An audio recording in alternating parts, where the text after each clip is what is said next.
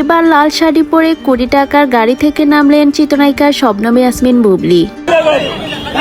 জানা গিয়েছে গুলশানের পিঙ্ক সিটি শপিং মলে গ্র্যান্ড ওপেনিং এ হাজির হচ্ছেন তিনি, আর সেখানে বুবলিকে এক নজর দেখার জন্য শত শত মানুষের উপচে পড়া ভিড়। প্রেগন্যান্সি অবস্থায়ও একের পর এক গ্র্যান্ড ওপেনিং করে যাচ্ছেন শবনম ইয়াসমিন বুবলি। খোপায় ফুল গুজিয়ে লাল টুকটুকে শাড়ি পরে অসাধারণ লুকে দেখা যাচ্ছে তাকে।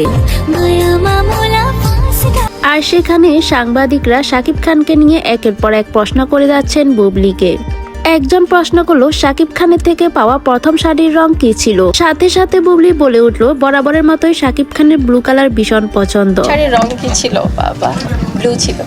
তাই তো তার থেকে পাওয়া প্রথম শাড়ি উপহার ছিল ব্লু কালার। অনেকে আবার প্রশ্ন করলো বুবলির হাতের কি রান্না শাকিব খানের ভীষণ পছন্দ। বুবলি বলেন, এর আগেও আমি বলেছিলাম আমার হাতের হাঁস রান্না শাকিবের ভীষণ পছন্দ।